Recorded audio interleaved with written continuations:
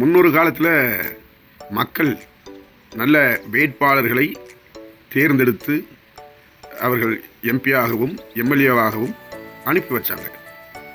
அந்த மக்கள் தேர்ந்தெடுத்த விதம் வேறு, இன்று மக்கள் தேர்ந்தெடுக்கிற விதம் வேறு. முன்னொரு காலத்தில் மனிதர்கள் பணத்திற்கு ஆசைப்படவில்லை, 300 ரூபாய்க்கு ஆசைப்படுகிறார்கள். மக்கள் வாக்குகள் நல்லவரை தேர்ந்தெடுக்க வேண்டும் என்று நினைக்கும் போது பணம் பெரிதாக தெரியவில்லை. பணம்தான் என்று வாக்கை விற்கும் போது நல்லவர்கள் நமக்கு கிடைப்பதில்லை. இதனால் இந்த ஓட்டுக்கு பணம் கொடுத்து விடுவதை தவிர்ப்பதற்கு ஒரு வழி இருக்கிறது. அந்த வழியை அரசாங்கம் கண்டுபிடிக்க வேண்டும், கடைபிடிக்க வேண்டும். எப்படின்னா, இப்போ ஓட்டு போடுற பூத்துகளுக்கெல்லாம் வாத்தியார்கள், அரசு ஓய்வு பெற்றவர்கள் எல்லாம் அந்த பூத்துக்கு வேலைக்கு வர்றாங்க. ஆசிரியர்கள்லாம் வேலைக்கு வர்றாங்க. ஆசிரியர்களுக்கு குறைஞ்சபட்சம் 3000 4500 வரைக்கும் ஒரு நாளைக்கு கொடுக்குறாங்க. அதுபோல் அங்கே வர்ற காவலர்களுக்கு 1500 ரூபா கொடுக்குறாங்க. இப்படி 1000க்கு மேலான சம்பளங்களை அவர்களுக்கெல்லாம் கொடுக்குறாங்க.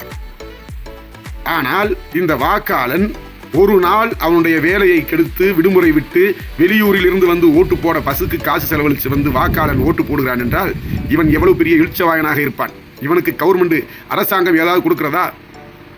ஒரு நாள் வேலை கூலியாக வாக்களிக்கும் மக்களுக்கு 1000 ரூபாய் அரசாங்கமே வழங்க வேண்டும்.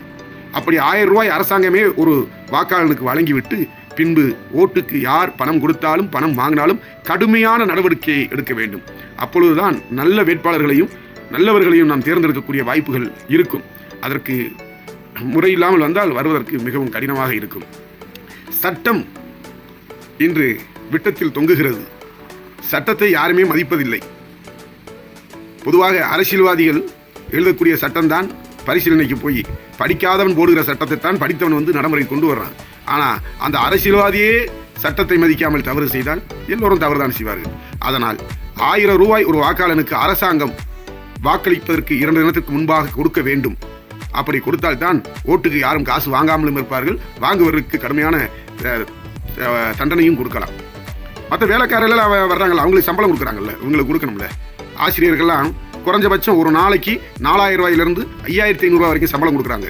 சனி ஞாயிறு விடுமுறைக்கும் சேர்த்து சம்பளம் கொடுக்குறாங்க. பரீட்சைக்கு லீவ் விட்டாலும் அதுக்கும் சம்பளம் கொடுக்குறாங்க. இப்படி சம்பளங்கள்லாம் விடுமுறையிலும் அவங்களுக்கு கொடுக்குறாங்க. இந்த நாட்டில் ஏழையாக இருக்கிற ஜனங்களுக்கு வேலைக்கு போனாத்தையும் கஞ்சி, இல்லாட்டி இல்லை. அவங்களுக்கு பணம் கொடுக்கணும்ல அரசாங்கம், அதை கடைபிடிக்கணும். இந்த வீடியோவை பார்த்து விட்டு மக்கள் இதற்கு ஒரு ஆதரவு கொடுத்து, இது உண்மை. ஒரு வாக்காளன் ஒரு நாள் தன்னுடைய வேலையை விட்டு சம்பளம் இல்லாமல் வாக்களிக்கிறார். அவனுக்கு சம்பளமாக 1000 ரூபாய் அரசாங்கம் கொடுக்க வேண்டும் என்று எல்லோரும் பதிவிடுங்கள். நன்றி, வணக்கம். உங்கள் முல்லை முருகன்.